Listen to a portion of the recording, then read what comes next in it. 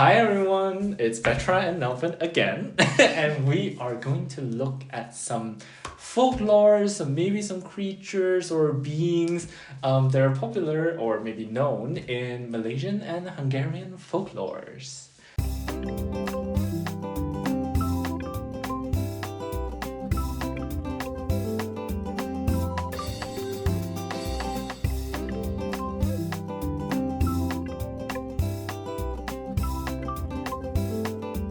I just have to preface this by saying that although I've heard of some of them, I don't know them in detail. So if you like to add some information, please do so in the comments. I had a long, hard think about folklore. So folklore to me is about folk tales. Yes. And we do have quite a lot of those. Yes. And there are some that are more well known than others, and I try to pick ones that I know and that I think a lot of other people know as well. Okay. And I have 3 of them here. Okay. So if you'd like to start with number 1. Alright. So that's the name Okay. of the tale. Okay. And a picture representation. Akish kokosh diamant felkrajkar. Kreutzaria. That's a Kreutzaria. difficult word. Yeah, that is. I don't know where to break. Felkrajtzaria. Kokosh is rooster. Or Yes. Akish kokosh. Diamant sounds like diamond. It is. Wow. Yeah. The rooster that found the diamond. I think this is a being that or a story that teaches you that when you find something good, you should return it to the right person. For the owner. No, not quite. Okay. But yeah, you got the rooster and the diamond right. So that's the main sort of where our story begins. Okay. So the story begins by a rooster who's owned by a poor woman Okay. finds a diamond. So Kreuzer is a word referring to an old kind of money, Okay. like a coin. Yes. And Kreuzer means just like it was like a half of a coin, like so not very valuable. Yes. But because it's diamond, that makes it valuable, worth a lot of money. And the story goes on that. Okay, so before I say this, I want to say that quite a lot of Hungarian tales involve baddies who are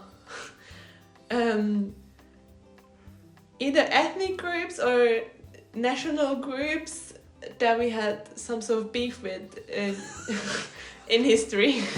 I guess it makes sense since it came from so long ago. I guess. Yeah, exactly. I mean, it's yeah, Okay, all kinds of things. So the story goes on that the rooster of the poor woman finds this diamond worth a lot of money, and a Turkish person Okay. comes by and takes it from the rooster.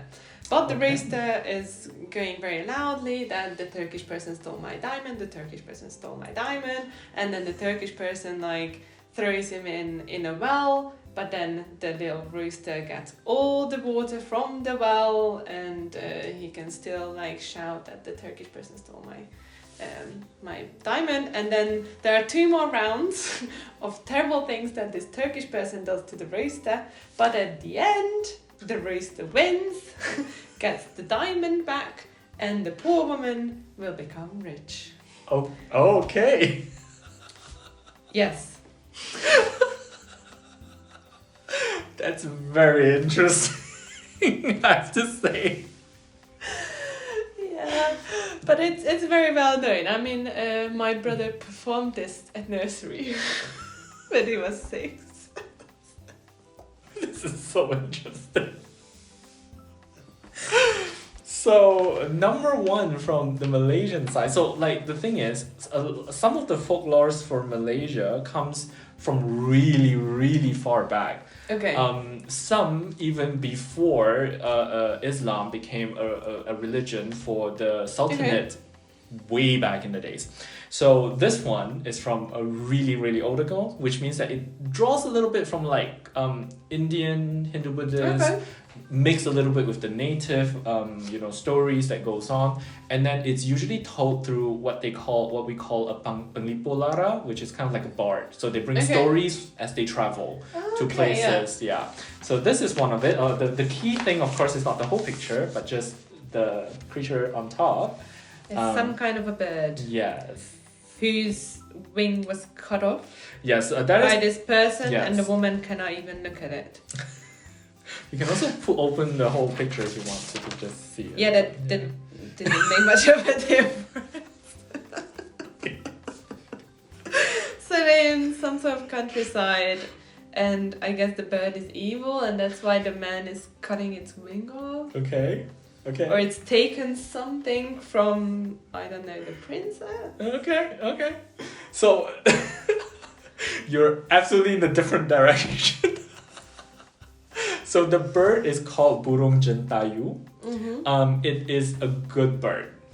Instead, and the man's evil. So there are multiple. He does have like evil eyes.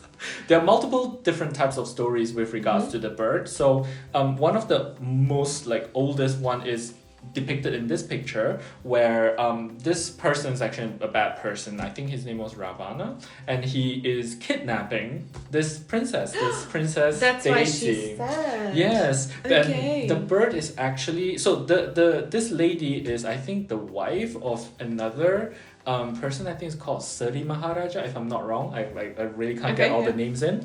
But went and tried to save the lady before this guy flies away with this lady. But of course he's really, really, really old, and as such then he was defeated, and then he was revered as like a really, really good friend by the prince who found the cross. Of course in the end I think they saved the lady, but that is not the story I want to tell today. The other one is actually tells the story is a little bit of like a history and a folklore mix, where how the Sultanate of Kedah, which is also one of an early sultanate in Malaysia, or in Malaya at that time, was founded. It's actually from, I think, a long time descendant of Alexander the Great, I think, from Rome, who was traveling over. And burung Jatayu and burung Garuda, which actually is just another sound for Garuda, are like sibling god birds. Jatayu is like the kind one who has more affiliation with water, and Garuda is the more like fighty one with fire. Affiliation with fire. And supposedly they are got to govern the whole like earth and the birds and to make sure everything is fine. But the firebird Garuda is always like, I think I can do what I want in this world because I'm so strong and so magical.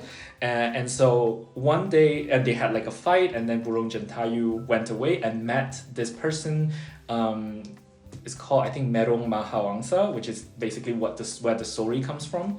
Who plans to travel from Rome eastwards, basically, not towards Malaysia specifically, but eastwards. Through a bunch of stuff that happened, he saved the bird, and then he said, like, I'm going to transform myself into an arrow. When you face a danger that you don't think you can solve, shoot the arrow out. Use the arrow, basically. So they were actually stopped by Garuda, who is trying to stop them from traveling east to, I think, save a princess or something, who he kidnapped. Garuda kidnapped. And in the end, he fired out the arrow, and then Jatayu came and fought his brother, but in the end was defeated by the brother because he was kind. He's like, we are brothers, we shouldn't be killing each other. So he's teaching you to be kind. Kind of. But in the end, he, of course, was killed by his brother.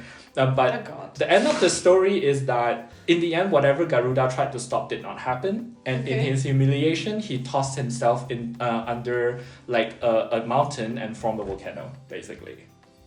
That's the idea, But the person who was traveling towards the east, his descendant then founded the Sultanate of Kedah and then embraced the religion of Islam, and then that's when the dynasty story started. Yeah, that's one of the stories.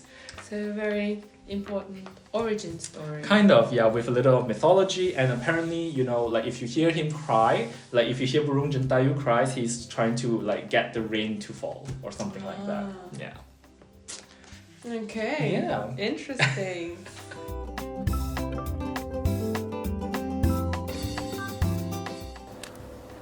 Terima kasih karena menonton video ini. Kami harap Anda menikmatinya. Bagilah video ini satu like, komen, dan kongsikanlah video ini dengan keluarga dan rakan-rakan Anda. Maukah Anda menonton lebih video lagi? Pilihlah dari playlist yang mengandungi video-video yang serupa. Jangan lupa untuk subscribe kepada channel kami dan tekan butang lonceng untuk menerima notification mengenai video baru.